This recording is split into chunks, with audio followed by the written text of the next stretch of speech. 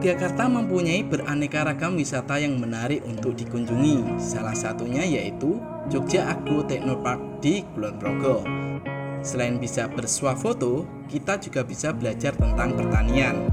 Jogja Agro Technopark atau JATP mulai dibangun oleh Pemda DIY pada tahun 2018, berlokasi di Desa Wijilan, Nanggulan, Kulon Progo. Fasilitas yang bisa kita temui antara lain spot selfie, greenhouse, taman biofarmaka, zona bercocok tanam, dan masih banyak lagi. Harga tiket masuk pun masih digratiskan. Meski belum dibuka secara resmi, namun sudah ada beberapa wisatawan yang sering berkunjung ke sini. Ini keponakan saya dari Purworejo, ini anak saya, istri saya di sebelah sini.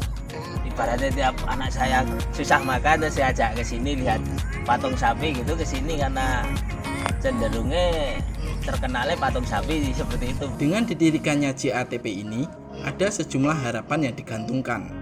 Ini adalah gagasan Bapak Sri Sultan, ya, karena Bapak Sri Sultan dulu pernah berkunjung ke Thailand, ke Singapura, dan lain-lain. Itu ada semacam pertanian yang sifatnya itu agrobisnis.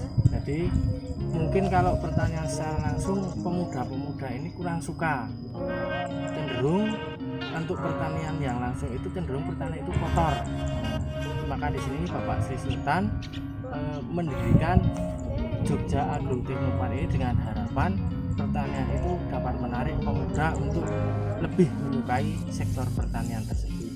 Spot-spot foto menarik, tumbuhan yang beragam, serta tempatnya yang luas membuat wisatawan betah berlama-lama di sini.